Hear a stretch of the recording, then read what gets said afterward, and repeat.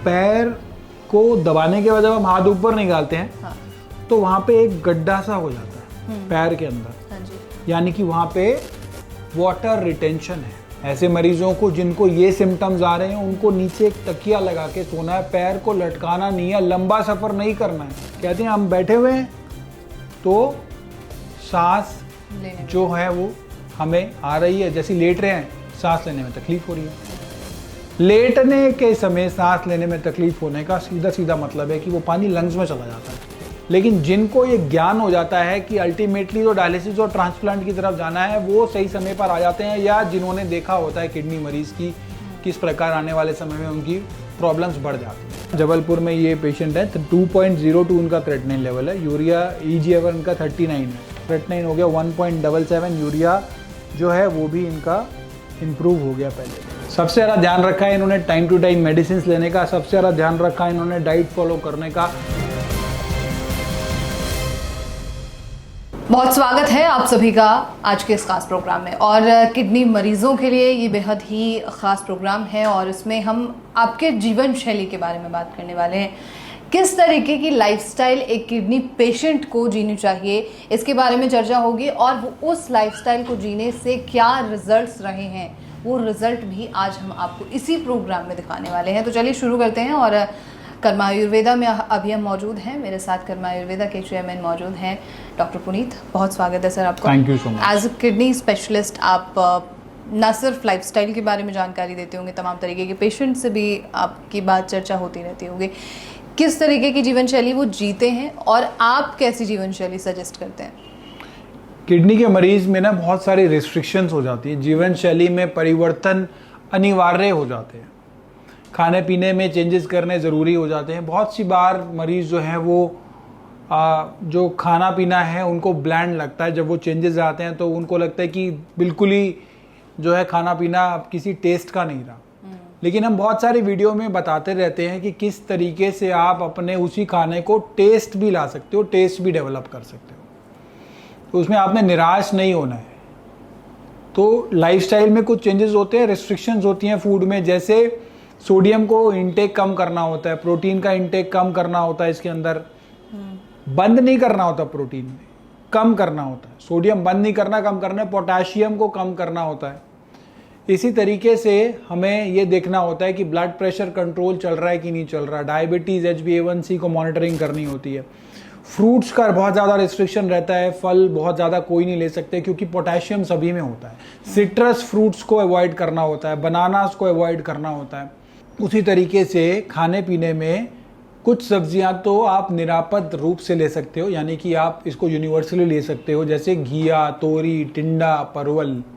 इसके अलावा भी आप बहुत सारी चीज़ें ले सकते हो, ये नहीं कि आपने बिल्कुल बंद करना है। जैसे आप अगर कैल्शियम अगर उसका पेशेंट का चेक करने के बाद देखते हैं कि अगर उसका कम है तो वहाँ पे थोड़ा सा हम डेयरी प्रोडक्ट्स को ऐड कर सकते हैं, जैसे दही ऐड कर सकते हैं, we can add some paneer, cheese add कर सकते हैं उसमें। और इस तरीके से डिपेंड करेगा पेशेंट की क्या पैरामीटर्स आ रहे हैं, उसके अनुसार हम डिसीजन लेके वहाँ पे चेंजेस कर सकते हैं। तो ये जो आप जीवन शैली बता रहे हैं, जिस तरीके की लाइफस्टाइल बता रहे हैं, क्या इसका कोई रिजल्ट भी आता है? क्या आप जो सजेस्ट कर रहे हैं उसका? डेफिनेटली, बिकॉज किडनी के मरीजों में मेन इशू ये रहता है कि क्रेटिनिन फर्दर प्रोग्रेसिव डिजीज होता है, प्रोग्रेस ना करे और यहीं से ये इंप्रूव होना शुरू हो जाए, GFR बढ़ने लग जाएगी, यूरिया जो है वो कंट्रोल होने लग जाए। इस तरीके से जब ये चेंजेस करते हैं, साथ में मेडिसिन चलती हैं, योग करते हैं, मेडिटेशन करते हैं, एक्यूप्रेशर करते हैं, BP शुगर को मॉनिटर करते हैं और साथ साथ अपना आत्मविश्वास को मजबूत रखते हैं,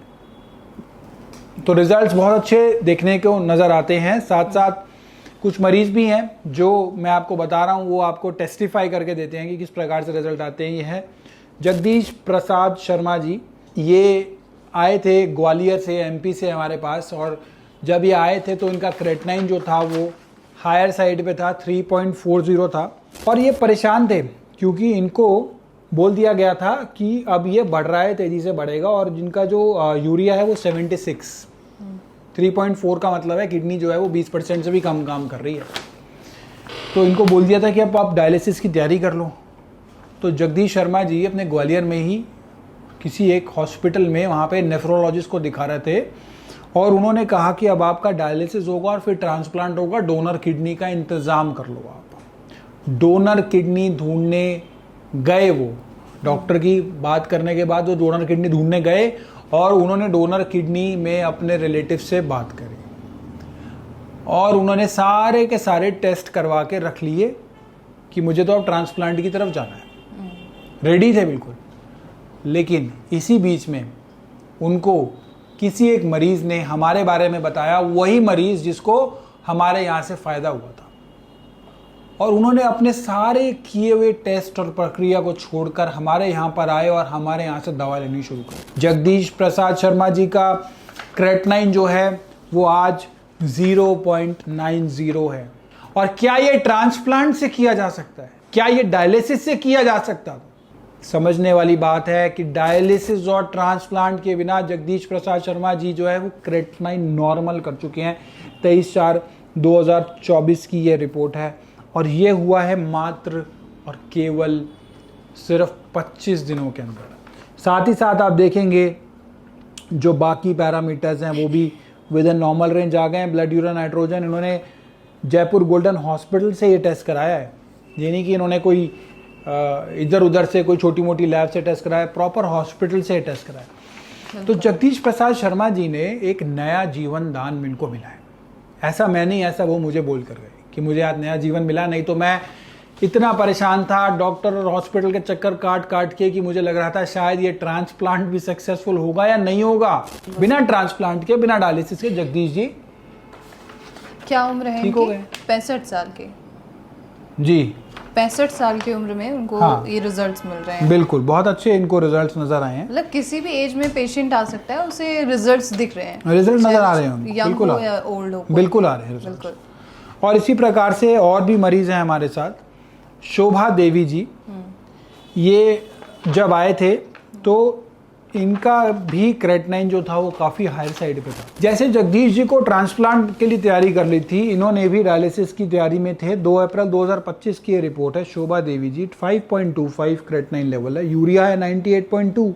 ट्रांसप्लांट की तैयारी ये कर चुके थे। अगेन ये सिर्फ 34 ईयर्स की हैं पेशेंट, 34 साल की ये पेशेंट है और ये डायलिसिस की तैयारी कर चुके थे। इस स्टेज पे आके, यहाँ इस स्टेज पे डायलिसिस की पूरी रेडी कर चुके थे चीज़ों को लेके। 5.25 से इनका कम होके हो गया 4.30, क्रेटनाइन कम हो गया। लाल पैच से इन्होंने टेस्ट कराया है और आप देख सकते हैं कि किस तरीके से क्रेटनाइन जो है वो रिड्यूस हो चुका है, पहले से काफ़ी रिड्यूस हुआ है। इनको ट्रांसप्लांट की ज़रूरत नहीं पड़ रही क्योंकि ये पहले से इम्प्रूव करते चले जा रहे हैं। एक तो ये बड़ा नहीं है क्रेटनाइन, दूसरा ये रिड्यूस होना शुरू हुआ है, तो ड्यूअल बेनिफिट नज़र आया है। एक चीज़ मेरे को जाननी है सर कि जैसे इनका है 3.4 जगदीश जी का, राइट, और यहाँ पे शोभा जी का 5.2 है।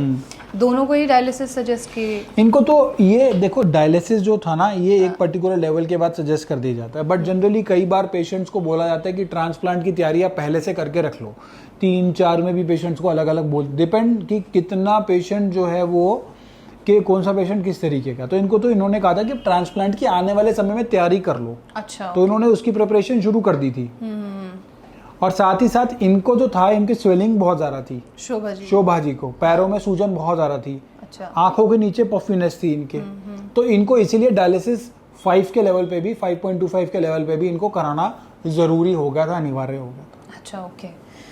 जैसे अभी एक पीछे हमने एक प्रोग्राम शूट किया था जिसमें आपने बताया भी था कि पैर दबाने पे वो अंदर ही रह जाता है, वो क्या चीज़ थी, इसके बारे में एक बार उसको कहते हैं पीडल ओडेमा। अगर पैर दबाते हैं ना, वो पैर को दबाने के बाद जब हम हाथ ऊपर निकालते हैं, हाँ, तो वहाँ पे एक गड्ढा सा हो जाता है पैर के अंदर। हाँ जी, यानी कि वहाँ पे वाटर रिटेंशन है, पानी भर रहा है, पानी भर रहा है, किडनी काम नहीं कर रही है, पैरों में सूजन आ रही है। ओके। ऐसे मरीजों को जिनको ये सिम्टम्स आ रहे हैं उनको नीचे एक तकिया लगा के सोना है, पैर को लटकाना नहीं है, लंबा सफर नहीं करना है। अच्छा, ओके। पानी को आराम से पीना है ताकि पानी जो है वो डाइजेस्ट भी हो, बहुत ज्यादा पानी भी नहीं पीना है। पैर ऊपर ऐसे करके सोने से क्या फायदा? पैर ऊपर लटका के सोने से थोड़ी सी स्वेलिंग कम हो जाएगी क्योंकि एंगल जो है वो पैरों का ऐसे हो जाएगा, डिग्रीज चेंज हो जाएंगी, तो वाटर रिटेंशन जो है वो स्लाइटली रिड्यूस हो जाएगी, पैरों से हट जाएगा, थोड़ा सा कम हो जाएगा। पानी क्यों भर जाता है पैरों में? किडनी काम नहीं कर रही है, तो पानी पैरों तक पहुंच सकता है। किडनी जब काम नहीं कर रही है तो जो पानी पेशेंट पी रहा है तो ग्रेविटेशनल फोर्स की वजह से वो पानी वाटर रिटेंशन हो रही है, पैरों में भर जा रहा है, पैरों में जा रहा है पानी, तो वो वाटर रिटेन हो रहा है, इसीलिए वो स्वेलिंग आ रही है। किसी को पेट पे आती है, किसी को पैरों में आती है, किसी को आंखों में आती है, लंग्स में पानी भर जाता है बहुत मरीजों का। बिल्कुल सही है। उनको सांस लेने में तकलीफ होती है किडनी मरीजों को। कहते हैं हम बैठे हुए हैं तो सांस लेने में जो है वो हमें आ रही है, जैसे लेट रहे हैं सांस लेने में तकलीफ हो रही है। लेटने के समय सांस लेने में तकलीफ होने का सीधा सीधा मतलब है कि वो पानी लंग्स में चला जाता है और लंग्स में जाके वो सांस लेने में तकलीफ पैदा करता है। इसी तरीके से और भी बहुत मरीज आते हैं। सुमेर सिंह जी आए, जैसे इनका क्रेटिनिन 4.76 है, ये आए हैं 27 अप्रैल 2025 की ये रिपोर्ट है, और उसके बाद इन्होंने दोबारा कराया और लगभग 2 महीने के बाद 23 जून को ये क्रेटिनिन जो हो गया वो घट के हो गया 3.08, 4.76 से 3.08 हो गया। ये हमारे साथ इन्होंने ट्रीटमेंट देख रहे हैं आप, ये किस तरीके से क्रेटिनिन पहले बढ़ रहा था, 2.4 से 2.75 हुआ। ये इसके बीच की रिपोर्ट है जिसके अंदर ये 4.76 तक चला गया 27 अप्रैल को, फिर 23 जून को ये 3.08 हो गया। अदरवाइज ये इंक्रीजिंग पैटर्न में चल रहा था, बढ़ रहा था, फिर धीरे धीरे घटने लग गया। पहले बढ़ रहा था, फिर जब हमारे पास आए तो ये रिड्यूस होना शुरू हो गया। Okay okay okay. और रिड्यूस हुआ तो ये 3 की रेंज में आ गया। तो अभी इनको ना तो डायलिसिस बोला था ना ट्रांसप्लांट बोला था, सही समय पर इन्होंने ऑल्टरनेट ढूंढना शुरू करा। लेकिन ऐसे मरीज कम इसलिए आते हैं क्योंकि उस समय उनको लगता है कि शायद उनको जो है वो ठीक होना शुरू हो जाएंगे, लेकिन वो धीरे धीरे बढ़ रहा होता है। लेकिन जिनको ये ज्ञान हो जाता है कि अल्टीमेटली जो डायलिसिस और ट्रांसप्लांट की तरफ जाना है वो सही समय पर आ जाते हैं, या जिन्होंने देखा होता है किडनी मरीज की किस प्रकार आने वाले समय में उनकी प्रॉब्लम्स बढ़ जाती हैं। बिल्कुल तो सुमेर सिंह जी उनमें से थे, इनको बहुत अच्छे रिजल्ट्स नजर आए और आज जो है इनका वो रिवर्सल होना शुरू हो चुका है सीकेडी का। कुछ पेशेंट ये सोचते हैं उनके पास समय है, अभी काफी लंबा समय है, बट ये वो भूल जाते हैं कि 1 से 2 में ही उनका मेजर डैमेज हो जाता है किडनी का, 50% से ऊपर का डैमेज हो जाता है, बिल्कुल और सही 2 से 3 में बाकी डैमेज होता है। बिल्कुल सही है। तो ये तमाम जो रिपोर्ट्स हैं हमारे सामने, ये रिपोर्ट्स आपके ही लैब से टेस्ट है या कहीं और से अलग अलग जगह से टेस्ट है? नहीं, मेरे पास तो कोई लैब ही नहीं है। अच्छा, आपकी कोई लैब नहीं है? नहीं, मेरी कौन सी लैब है? यहाँ पे तो आप देखिए ये मैक्स लैब है, ये यहाँ पे डॉक्टर लाल पैथ लैब है, यहाँ पे कोई सेंट्रल पैथोलॉजी लैब है, लोकेशन देखो ना आप साथ साथ, फार्म इजी लैब है, और ये जो दूसरी लैब है डॉक्टर लाल पैथ लैब से ही है अब जो हम दिखाने वाले हैं। अच्छा। अश्वनी कॉल नाम है पेशेंट का, 64 ईयर्स के यहाँ पे पेशेंट है। क्रेटिनिन जो है वो 4.84 है, यूरिया जो है वो 93.11 है। यहाँ पे 19 मई 2025 की ये रिपोर्ट है, ये फार्म इजी लैब की रिपोर्ट है, फरीदाबाद NIT से इन्होंने रिपोर्ट कराई है। अब आप देखेंगे कि ये मरीज जो है इनका क्रेटिनिन 4.84 है, इनको अभी डायलिसिस नहीं बोला है, लेकिन इनका क्रेटिनिन बढ़ रहा है रेगुलर। अब इनको पता था कि आने वाले समय में डायलिसिस कराना पड़ सकता है। अब इन्होंने क्या करा, अश्वनी कुमार कौल ने यहाँ पे आके 64 ईयर्स एज है, 23 को दोबारा से टेस्ट कराया, बढ़ता हुआ क्रेटिनिन स्लाइटली रिड्यूस होना शुरू हो गया, 4.34 आ गया 4.84। यूरिया जो था वो 93 से 71 की रेंज में आ गया, तो स्लाइट इंप्रूवमेंट आनी शुरू हो गई। मतलब पहले बढ़ रहा था, बढ़ा नहीं है और रिड्यूस होना शुरू हो गया। तो ये एक बहुत अच्छे पॉजिटिव साइंस हैं। बहुत सारे मरीज हैं हमारे पास जिनको इस तरीके से इंप्रूवमेंट आती है। अब ये दोबारा से नेक्स्ट रिपोर्ट है, यहाँ पे देखेंगे आप, चंद्रकांत बरखानी की ये रिपोर्ट है, 30 इयर्स के पेशेंट हैं, ये जबलपुर की रिपोर्ट है, ये है ना, जबलपुर में ये पेशेंट है, 2.02 उनका क्रेटिनिन लेवल है, यूरिया EGFR उनका 39 है। 7 अप्रैल 2025 की रिपोर्ट है, 31/5/2025 को इन्होंने कराया, क्रेटिनिन हो गया 1.77, यूरिया जो है वो भी इनका इम्प्रूव हो गया, पहले से 1.77 हो गया 2.02 से। अब ना तो डायलिसिस है ना ट्रांसप्लांट है, इनको पता है, लेकिन किडनी इनकी 50% काम कर रही है, समय रहते ही आ गए। 39 GFR हो चुका था एस्टिमेटेड इनका, और इनका समय रहते ही ट्रीटमेंट शुरू हो गया, समय रहते ही इनको इम्प्रूवमेंट आ गई, और समय रहते ही ये डायलिसिस और ट्रांसप्लांट से बच गए। बिल्कुल सही है। ये जो तमाम हमारे पास रिपोर्ट्स हैं अभी सामने, इन रिपोर्ट्स में जो मरीज़ हैं उन्होंने किस बात का सबसे ज़्यादा ध्यान रखा है? डिसिप्लिन का सबसे ज़्यादा ध्यान रखा है इन्होंने, टाइम टू टाइम मेडिसिन लेने का सबसे ज़्यादा ध्यान रखा है इन्होंने, डाइट फॉलो करने का सबसे ज़्यादा ध्यान रखा इन्होंने, जो है इनको जो बताया गया, योग हो, मेडिटेशन हो, एक्यूप्रेशर हो, इन सब चीज़ों को प्रॉपरली फॉलो करने का इन्होंने ध्यान रखा। ये सबसे ज़्यादा ज़रूरी चीज़ है कि आपको यहाँ पे डाइट दी गई, आपने खाना घिया तोरी टिंडा परवल और आप जाके खा रहे हैं समोसे पकौड़े चॉकलेट्स, तो आपको फ़ायदा नहीं मिलेगा। आपको सबसे ज़्यादा ज़रूरी है डिसिप्लिन का फॉलो करना। तो डिसिप्लिन इज द की किसी भी प्रॉब्लम। Yes, absolutely.